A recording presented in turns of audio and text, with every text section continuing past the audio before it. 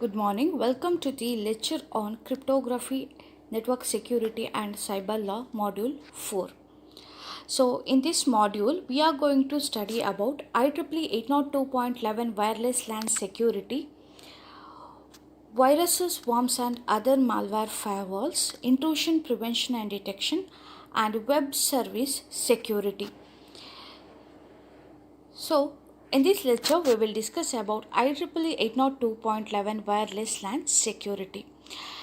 As you have already known, IEEE 802.11 standard refer to a family of specifications developed by IEEE for wireless LAN technology. 802.11 specifies an overall the air interface between a wireless client and a base station or between two wireless clients. Now we'll see how security is provided over here and what's the importance of security. So first we will see what you mean by wired network. In many organizations, the wired networks is an Ethernet LAN with an existing security infrastructure that makes an authentication server. In many organizations, authentication, authorization, accounting functionality is often provided by a radius that stands for Remote Authentication Dial-in User Service Server. The challenge then is to develop a protocol that seamlessly integrates the wireless LAN with the security infrastructure of the wired network. So first we will see about different kind of wireless LANs. There are two principal type of WLANs, that is ad hoc networks where stations communicate directly with each other, and the infrastructure WLANs which use an access point, that is AP. So in the infrastructure wireless LANs, a station first sends a frame to an AP and AP then delivers these to the final destination. The destination, it may be another wireless station or it may be a station on the wired network that the AP is connected to. The AP thus serve as a bridge between the wireless LAN and the existing wired network. The figure shows you the infrastructure of wireless LAN. So a network of wireless stations are associated with an AP access point is refers to as a basic service set or BSS. You can see over here there are set of hosts which are connected by means of an access point. So together it is called as a BSS, basic service set. The union of basic service set comprises an extended service set which we will call as ESS.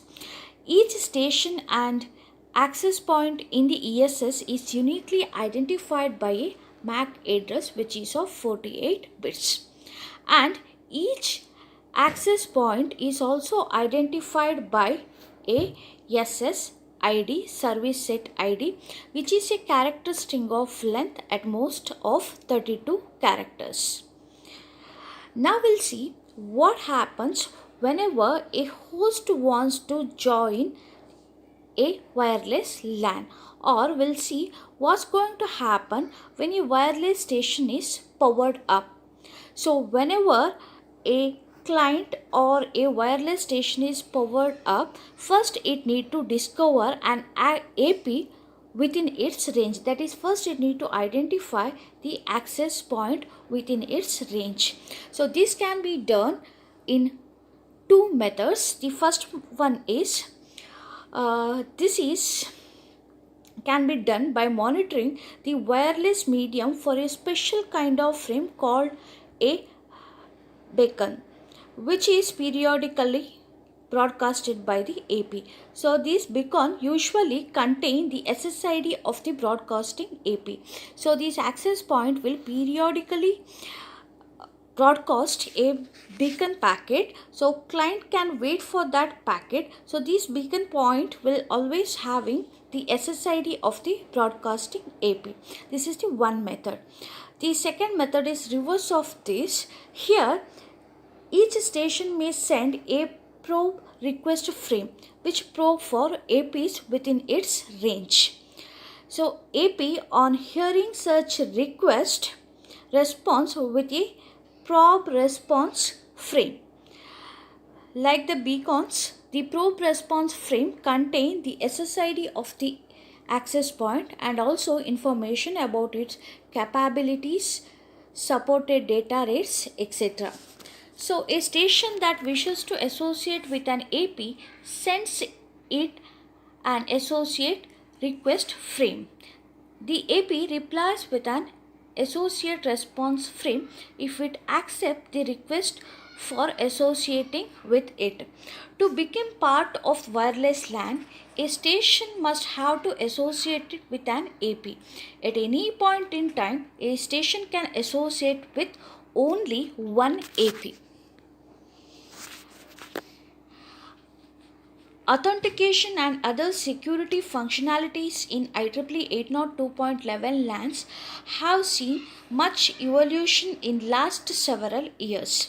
The earliest protocol that incorporates security in Wi-Fi was WEP, Wired Equivalent Privacy Protocol. This is designed to provide authentication, access control, data integrity and confidentiality, but it failed on all these three counts. The next protocol designed was Wi-Fi Protected Access WPA. WPA was intended to fix the shortcoming of WEP without requiring a new wireless network cards. But WPA is not perfect. It too is susceptible to attacks on its cryptographic algorithm. So next, all the deficiencies in WEP has been addressed in IEEE 8.2.11i standard. Here 8.2.11i makes sweeping changes in the way authentication, key management, integrity and confidentialities are handled. So next topic is about how authentication will be done in wireless LAN. There are several methods under this. The first one is called as pre-web authentication, free WEP authentication. So early version of 802.11 used a naive approach for authentication. For example, more knowledge of SSID of a station to be authenticated to the AP. However, an attacker could easily snip the value of SSID from frames such as the beacons or probe response and then use it for authentication. So here authentication message is very simple, as you can see. So first the station will send an authentication request and later the access point will send the whether authentication is successful or not. So here this communication will include the SSID of the authentication or access point. So because of which the attacker could easily snip the value of SSID from the frames such as the beacons or probe response. So the another approach was to restrict admission to the wireless LAN by MAC address. The AP here will maintain a list of MAC addresses of stations permitted to join the wireless LAN. Valid MAC address could be obtained by snipping the wireless medium. So here also the attacker can get the MAC address just by snipping the wireless medium. The attacker could then modify his network card to spoof a valid MAC address. So neither of these approaches are truly secure. The next approach is called as authentication in WEP. So in WEP, the station authenticates itself to the access point using a challenge and response protocol. So basically the access point generate a challenge and send it to the station. Then the station will encrypt the challenge and send it to the access point. So here the stream cipher RC4 is used for authentication. So here you can see first station will send an authentication request. In response to this, access point will send a challenge, that is the challenge text. In a response, what station will do is station will encrypt that challenge text and then it will send it back into the access point. How it will be done we'll see in the next slide. And once it receives that, access point will send either success or failure of the connection verification. So how the challenge response is designed. So here you can see the station will compute a key stream, which is a function of 40-bit shared secret key yes and a 24-bit initialization vector. So here the challenge is XORed with the key stream to create the response. So key stream is computed based upon the secret key and the initialization vector. The response together with initialization vector is sent by the station to the access point. The shared secret key yes is common to all stations authenticated to use the wireless LAN. So here what's the drawback? The drawback is what the attacker need to do is he need to just monitor the challenge and response pair. From this he can compute the key stream. We can see over here he can observe what is challenge which is sent from access point into the station and what's the response that is sent from the station into the access point. So once if he get values of these two, then he can compute what is key stream. So to authenticate himself to the access point, he need to XOR the challenge from the access point with the computed key stream. So it may also be possible for the attacker to obtain yes itself. By eavesdropping on several challenge response pair between access point and various stations, an attacker could launch a dictionary attack and he can eventually obtain the value of secret key yes. The next is about authentication and key agreement in 802.11i. So 802.11i uses a protocol that supports authentication at the link layer. Three entities are involved in this, that is the first one is supplicant, the wireless station, the authenticator, the AP in our case, that is the access point. The third one is authentication server.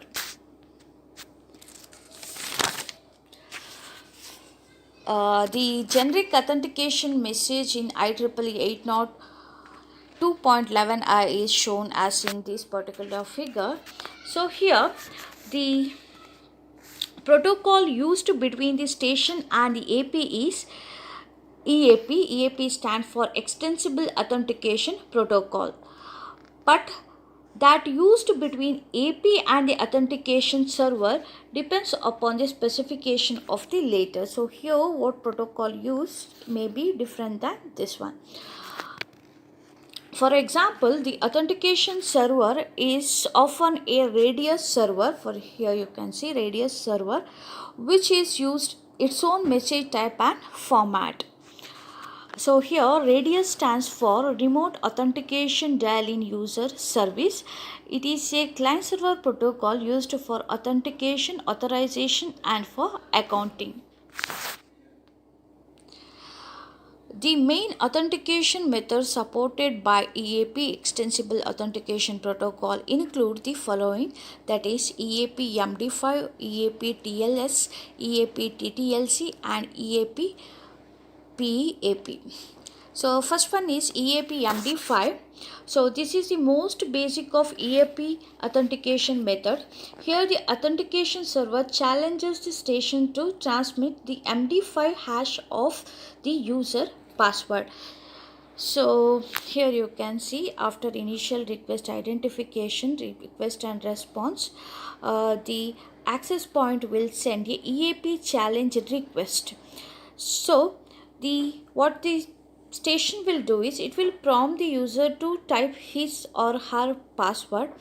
It is then going to calculate the hash of the password and send it this across the link to the authentication server. That is, here you can see response is calculated using MD5 on ID, password and challenge string, and it is sent to the access point. Based upon this, either the connection will be successful or fail.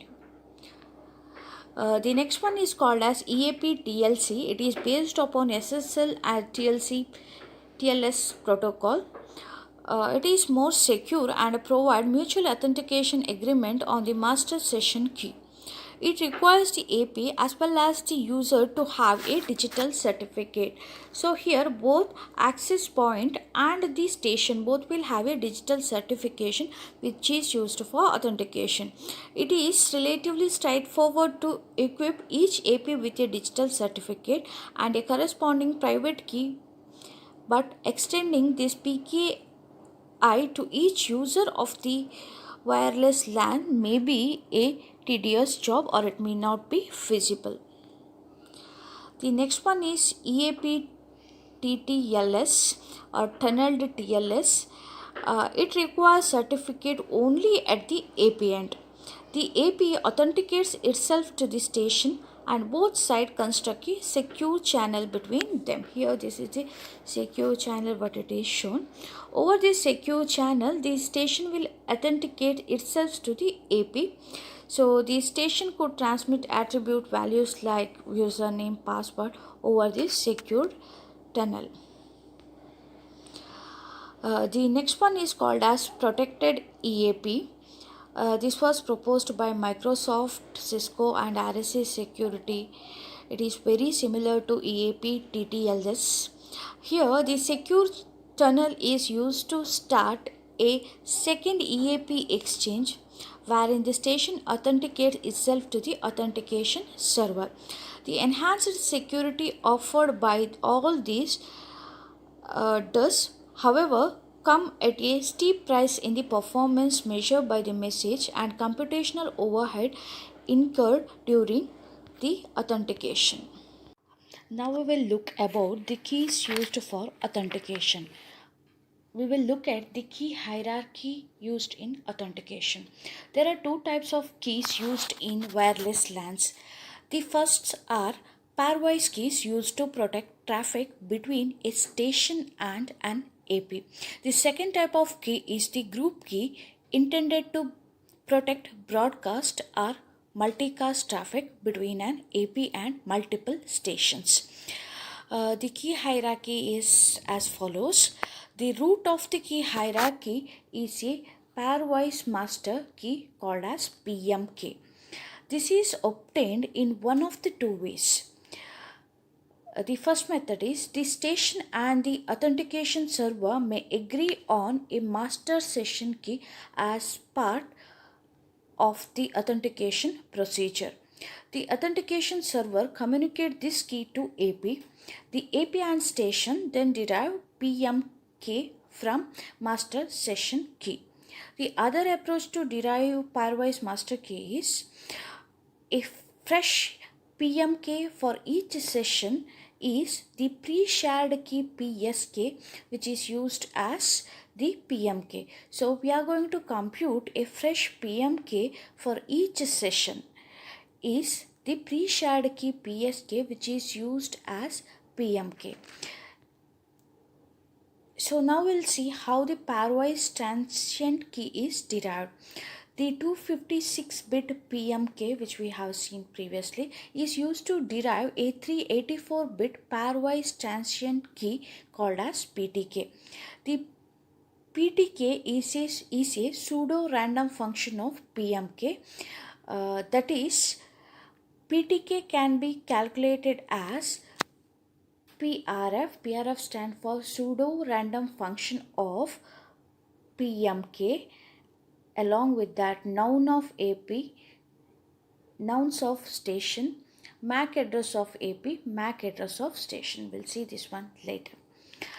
So, three 128-bit chunks are extracted from this 384-bit PTK for the following purpose. So, from the 384-bit PTK, again 3 more keys are derived.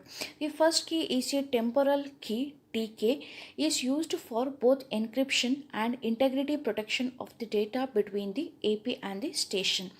A key confirmation key, KCK, it is used basically for integrity protection, which is supported by a MAC computed as function of the message and KCK. A key encryption key, KEK, is used to encrypt the message containing the group key. So this figure show how these different keys are derived. You can see PMK, that is pairwise master key, is derived from master session key, one method. The other one is it can be derived from pre-shared key. Then from this PMK, the PTK is derived. So we have seen PTK is of 384 bits. This PTK pairwise transient key is derived. From these remaining 3 keys, each which is of 128 bit, that is temporal key, key confirmation key, key encryption keys are derived.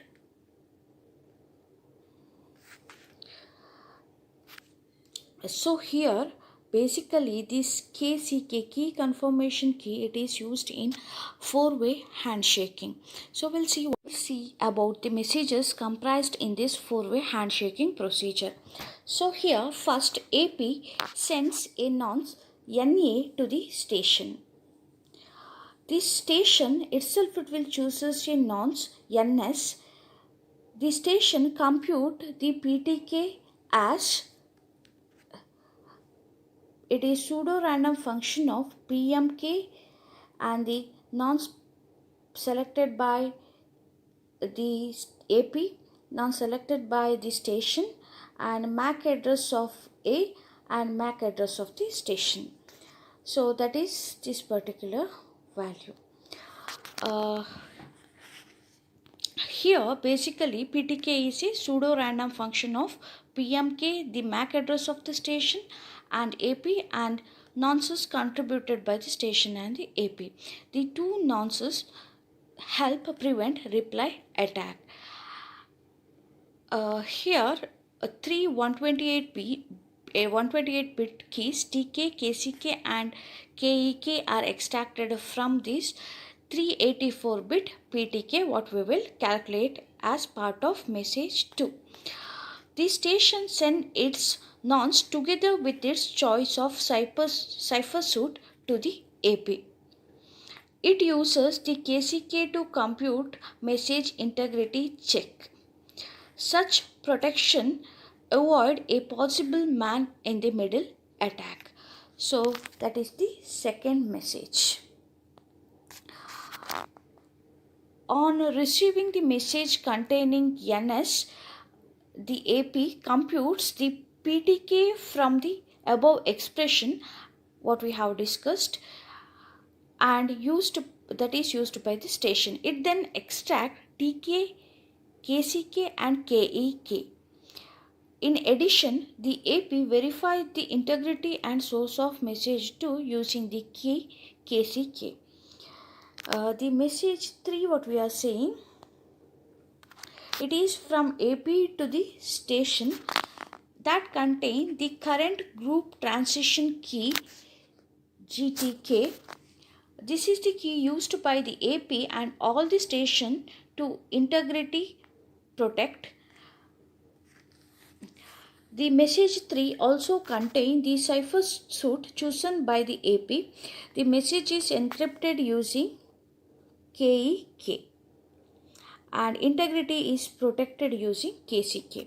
The last message, message 4, is an acknowledgement from station that it has received the previous messages without error. It is a signal to the AP that henceforth all the messages will be integrity protected and encrypted using TK. This is the same explanation what we have seen. The next one is we'll see about confidentiality and integrity. So here first we need to study about how and why WEP failed to protect the desired level of security. We will then see about how 802.11i provide message confidentiality and integrity. So first we will see about data protection in WEP. So WEP was basically designed to provide message confidentiality, integrity, access control, but it is failed in all three aspects. In this section, first we will see about how plain text can be recovered and messages can be modified due to flawed design decisions in WEP. I will see about WEP encryption and integrity checking. WEP uses the streamed cipher RC4 for encrypting the messages. It generates a pseudo-random key stream KS, which is a function of static secret key shared between the two communicating parties. In order to have key stream vary from message to message, a random per message initialization vector IV is also used to generate the key stream. Early implementation of WEP used a 40-bit secret key S concatenated with a 24-bit initialization vector to create in effect a 64-bit key. So here KS keystream is XORed with the plain text to obtain the ciphertext C. So here you can see ciphertext is derived from XORing the plain text P with the keystream, which is calculated as a function of secret key and initialization vector. And we can see over here, we can get back the plain text by XORing ciphertext with the keystream.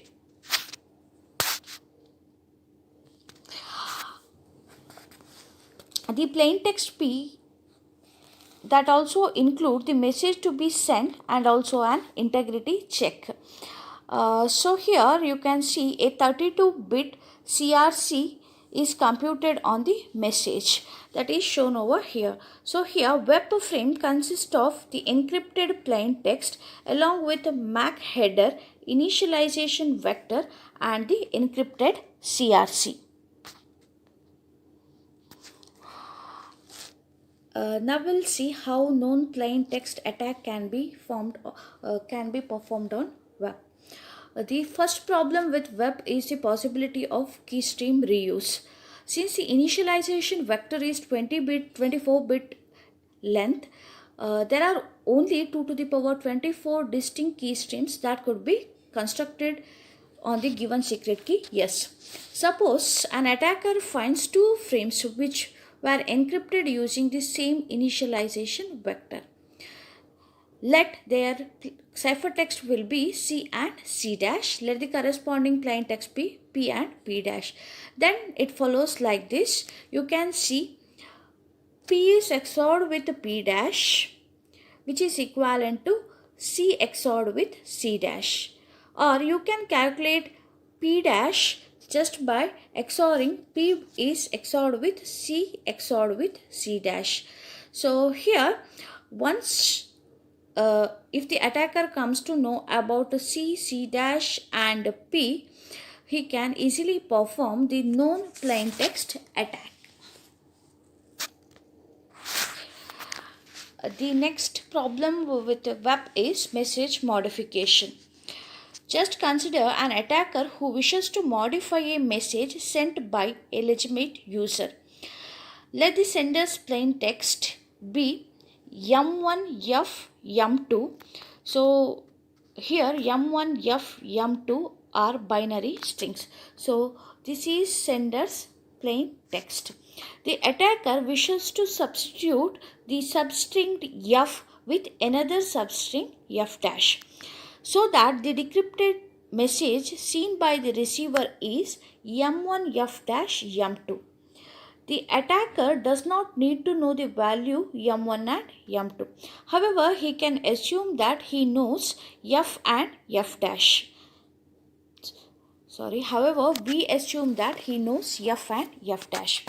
Ideally, the message integrity check should detect any modification to an existing message.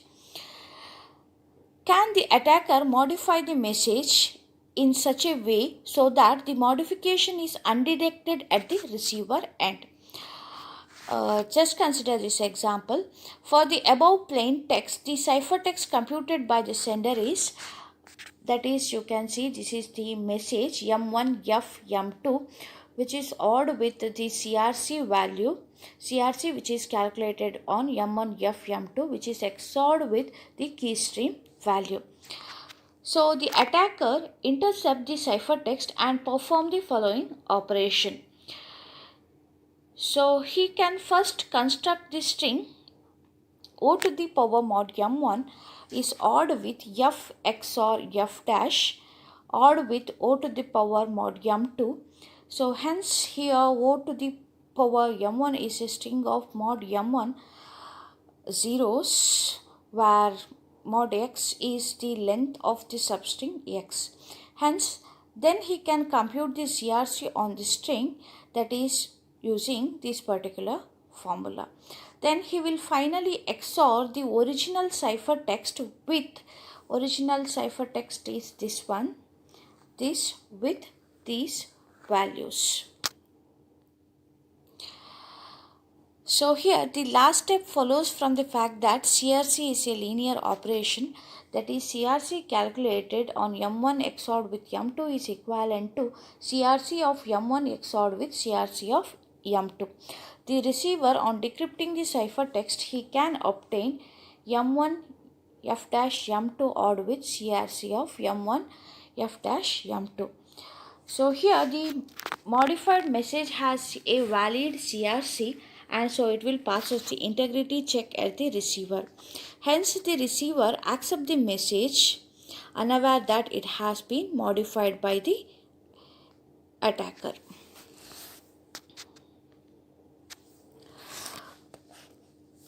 Next we'll see how data protection is provided in TKIP and CCMP. So the technical name for Wi-Fi protection access is Temporal Key Integrity Protocol, TKIP. The RC4 encryption key is basically used to generate the RC4 key stream. One of the most serious flaw in this web was the way in which RC4 key itself was created. Here, web encryption key is generated by simple concatenation of 24-bit initialization vector with 40-bit shared key to provide a 64-bit key. The problem is that the variable part of the web key is too small, so the per frame key stream repeat very frequently. The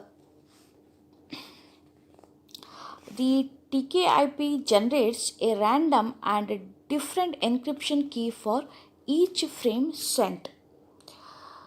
The encryption key in TKIP is 128 bits. So TKIP generate a random and different encryption key for each frame sent. It employs a process called as two-phase mixing for this. The input to this process are 128-bit temporal key TK computed as part of the four-way handshake. The sender's MAC address and the four most significant bytes of 48-bit frame sequence counter. You can see over here it will use TK temporal key, sender's MAC address, and four most significant bytes of the sequence counter. PRF is nothing but a pseudo random function.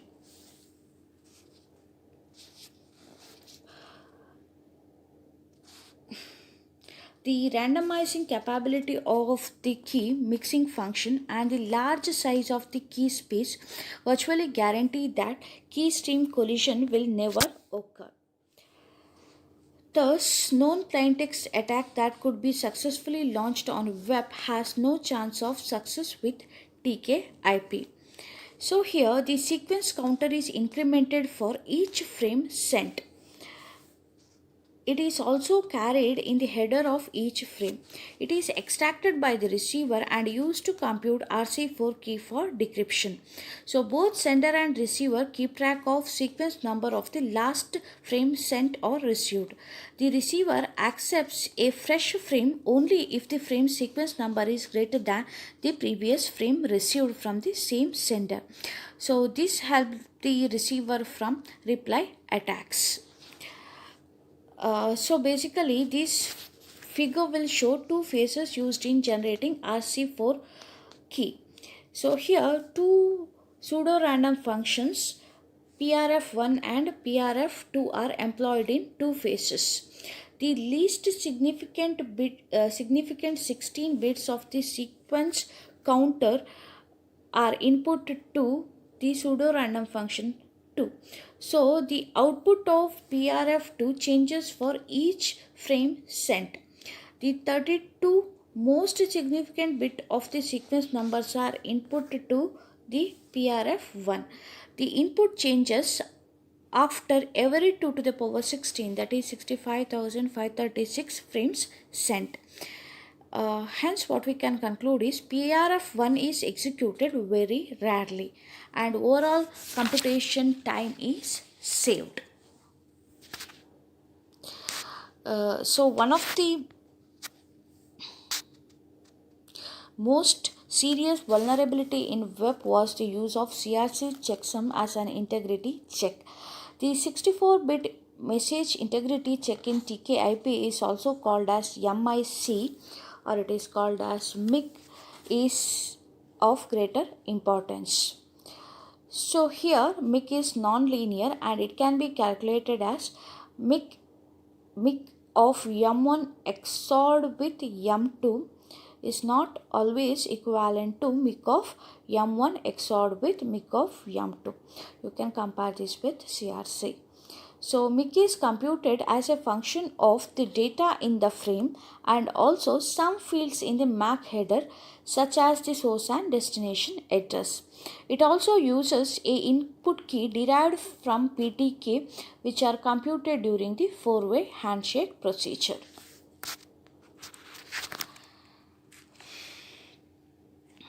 The next one is CCMP. The implementation of 802.11i that uses AES is referred to as WPA2. Its technical name is Counter Mode with CBC MAC Protocol CCMP. In CCMP terminology, this count is referred to as a packet number PN. So here, as in the case of TKIP, a 48-bit sequence number is initialized when a session is started between the sender and receiver. In CCMP terminology, this counter is called as packet number or PN.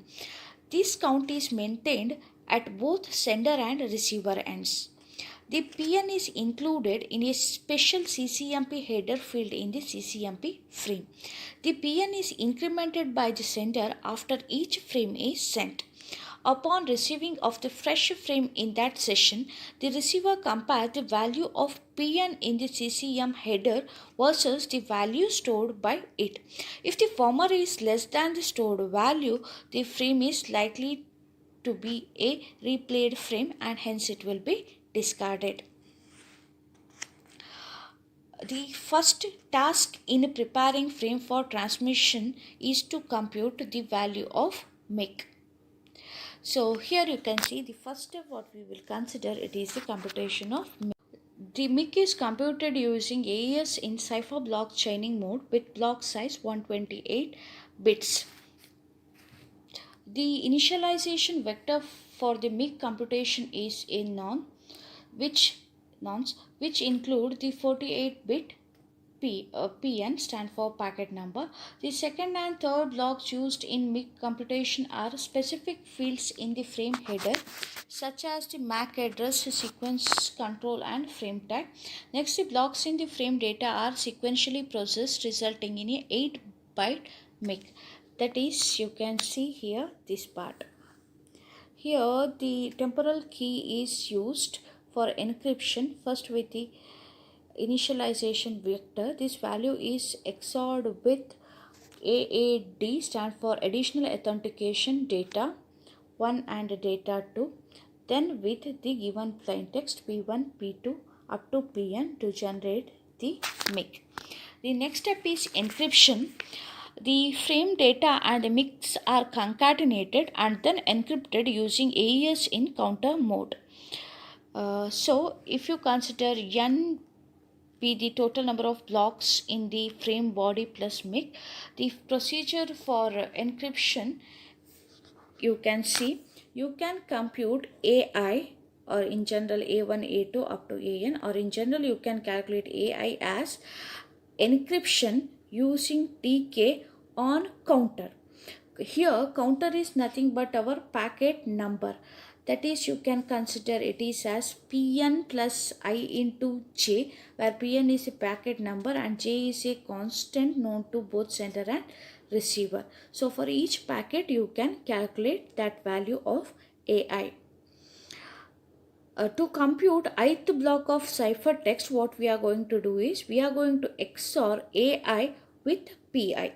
So here you can see A1 is XORed with P1 to calculate C1. In general, it is AI XORed with PI, where PI is ith block of the plain text. The frames now include two new fields, the CCMP header and MIC. Upon reception of this frame, the receiver reversed the operation performed by the sender. It performed decryption followed by the MIC verification.